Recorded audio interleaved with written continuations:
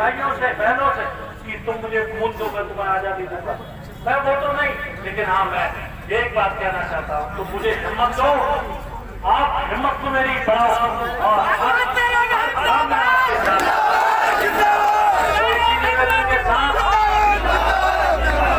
SDM साहब आ चुके हैं, सारे ये बंद करो, सारे बंद करो, एसडीएम साहब आ चुके हैं। देखिए कोई कहते भगवत ने एक दाना चीनी का खाया और रुपए तो बहुत बड़ी बात होगी, एक दाना चीनी का चुनौती है इस बात में।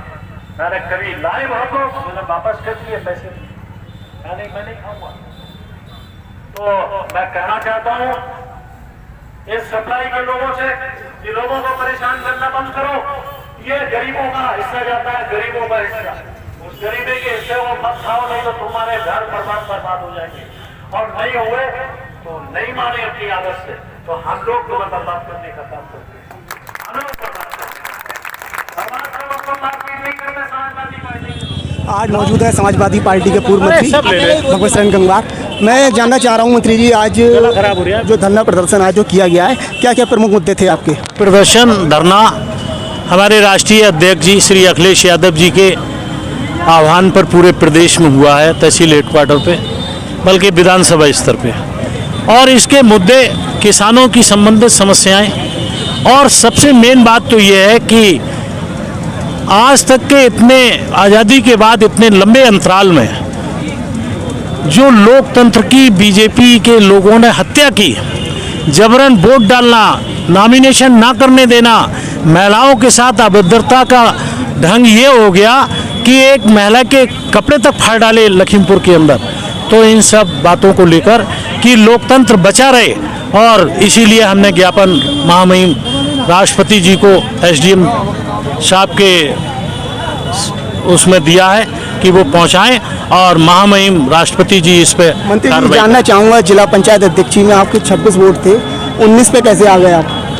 उसमें भी भारतीय जनता पार्टी के लोगों की बेईमानी काफ़ी थी, छल बल धन का दुरुपयोग करते हुए इन लोगों ने ये कर लिया, और आज का ज़माना आप देख रहे हैं, कुछ हमारे लोग भी कहना चाहिए, उनने भी धूर्तता और भ्रष्टता का परिचय दिया, और इन लोगों ने धन बल और दुष्टता के बल पे ये चुनाव हम लोग हार गए। मंत्री, आपके क्षेत्र के कुछ जिला पंचायत सदस्य थे, एक वीडियो वायरल हुआ था जिसमें खरीद फरोख्त की बात कर रहे थे, तो क्या ये खरीद फरोख्त का जो वीडियो वायरल हुआ है, क्या ये जिम्मेदार तो नहीं है? नहीं, हमारे साथी नवाबगंज ही नहीं बल्कि अधिकांश लोग हमारे साथ रहे, कुछ लोगों को छोड़ के जो यहाँ नवाबगंज से मतलब नहीं, सारे लोग साथ रहे। ब्लॉक प्रमुखी में नवाबगंज ब्लॉक से 2 और भतपुरा से 10 वोट मिले, निर्दलीय प्रत्याशी 56 पे पहुंच गया। ऐसी क्या वजह है कि निर्दलीय प्रत्याशी के मुकाबले में ये आप 2 वोट पे रह गए नवाबगंज ब्लॉक में? ये हमारे लोगों से कुछ निश्चित रूप से गलती हुई है, और उसमें हम भी अपने को अलग नहीं कह सकते चाहते हुए भी। हम तो बहुत समझाया, हमारे लोग चुनाव में लड़े नहीं कि धन बल और सत्ता बल का बहुत बड़ा दुरुपयोग होगा, और दुरुपयोग हुए भी, और इसीलिए कहना चाहिए हमारी स्थिति ये रही। वैसे हमारे पास बीडीसी सदस्यों की कमी नहीं, हम आज भी कह रहे हैं कमी नहीं, लेकिन हम लोग चुनाव हार गए, और लोगों को कहने को एक मौका भी मिल गया। एक नेता तो ये भी कह रहा था कि बड़े 30 मार्खा बनते हो, 2 वोट नवाबगंज से और 11 वोट भतपुरा से मिले। अरे हम कहना चाहते हैं 2 महीने पहले भारतीय जनता पार्टी को नवाबगंज के मतदाताओं ने धूल चटाने का काम किया था, एक भी सदस्य जिला पंचायत का भारतीय जनता पार्टी का नहीं जीता। लेकिन जिला पंचायत अध्यक्ष की हार होना जो उम्मीद के विपरीत हार हुई है, जहां 26 वोट मिले, कुछ ही वोटों का अंतर था, जीत हो जाती लेकिन हार हो गई, एक बड़ा सवाल है ये। हाँ, हमारे कुछ नेताओं ने इसमें बहुत ही सोची समझी भ्रष्टता का परिचय दिया है, बस पर्याप्त। इसके अलावा एक चीज और पूछना चाह रहा हूँ, जनसंख्या ऐसा है, ये जितने कानून हैं, चाहे 3 तलाक की बात हो या जनसंख्या वृद्धि पे कानून ले आए या एनआरसी और ये सारी बातों पे, इन लोग अगर ये बात की सही अगर व्याख्या की जाए तो मुस्लिम हमारे यहाँ उत्तर प्रदेश में 16% है,